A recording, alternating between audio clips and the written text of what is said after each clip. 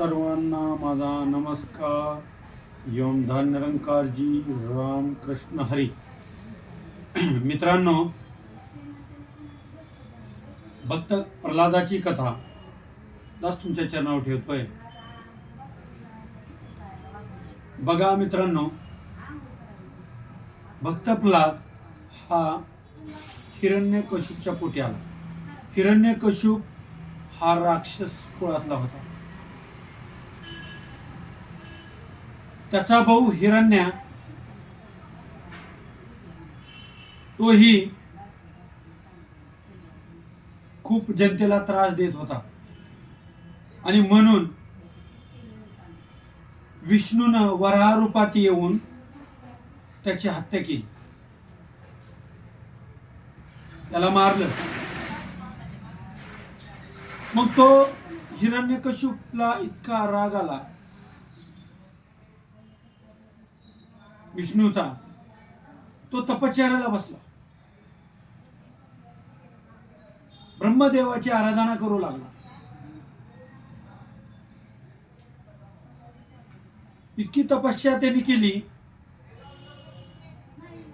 की ब्रह्माला त्याच्या हाकेला धावून यावं लागलं. आल्याच्या नंतर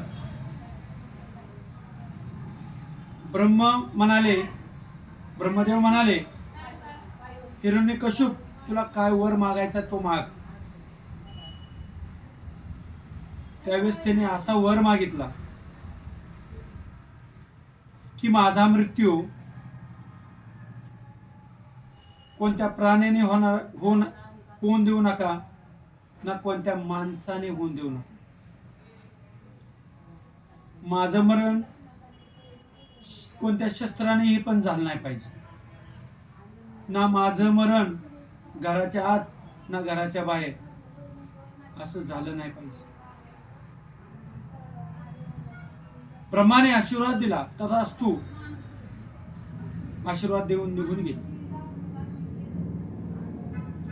हिरण्यकश्यपला वाटलं, आज आपण अमर झालो आहोत,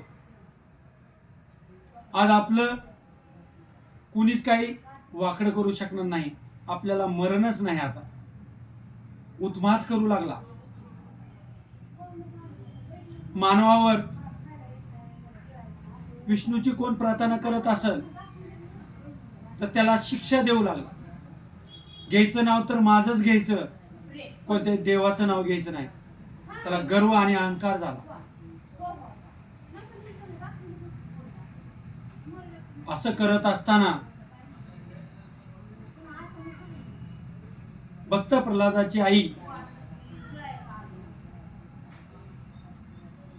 हिरण्यकश्यपची पत्नी गर्भोदर झाली. तिनं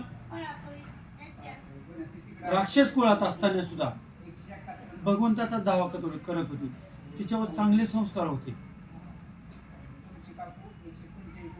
असं करत असताना एकदा हिरण्यकश्यप तपश्चर्याला गेले असताना इंद्रदेव स्वारी करून आले हिरण्यकश्यपच्या राज्यामध्ये आणि भक्त प्रल्हादाच्या आईला घेऊन चालले. त्यावेळेस नारद मुनी आले. नारद मुनी म्हणले, असं तुम्ही काय करायला लागला?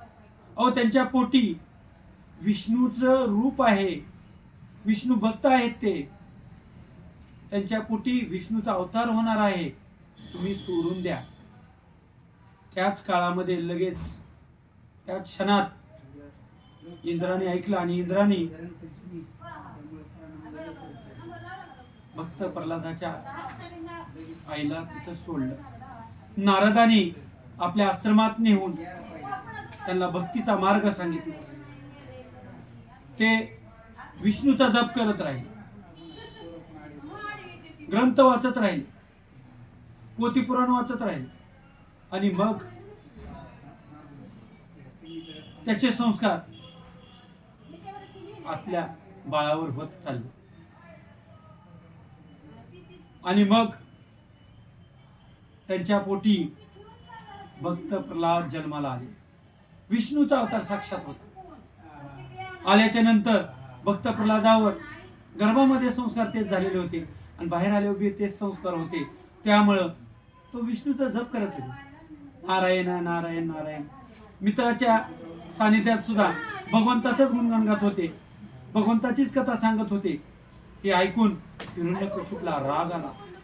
हिरण्यकशिपूच्या कानावर गेलं की माझा मुलगा ह्या नारायणाचा जप करत आहे.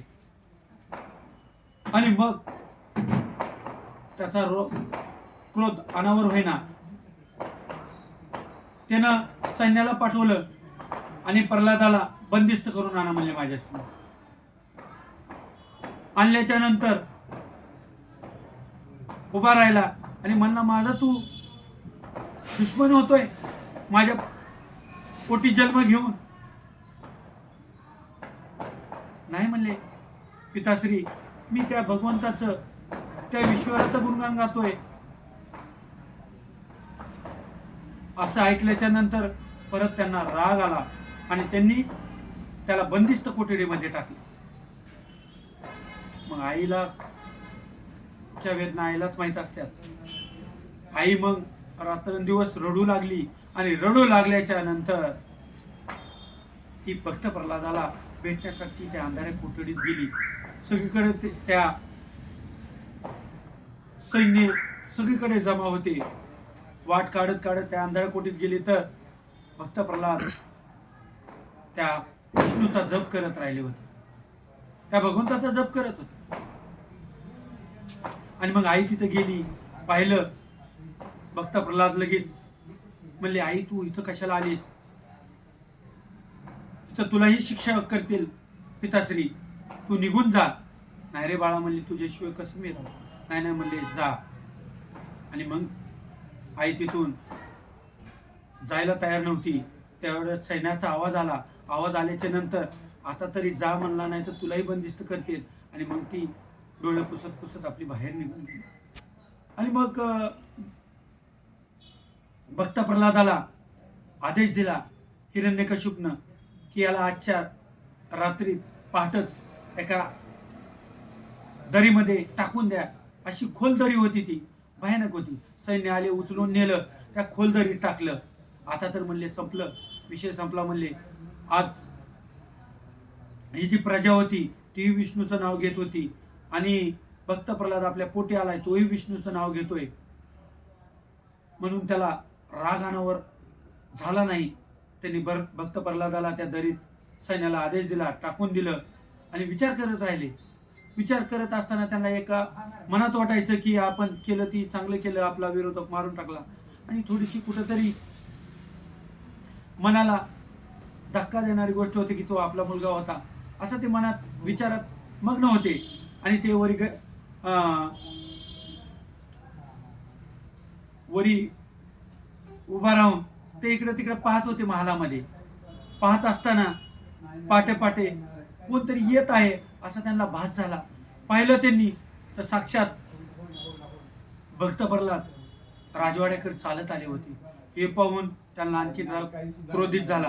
परत सैन्याला बोलवलं. परत सैन्याचा सगळ्यांचा सल्ला घेतला. एक जण म्हणले आपण विषारी नागाचा एक ढो आहे त्याच्यात टाकून देऊ.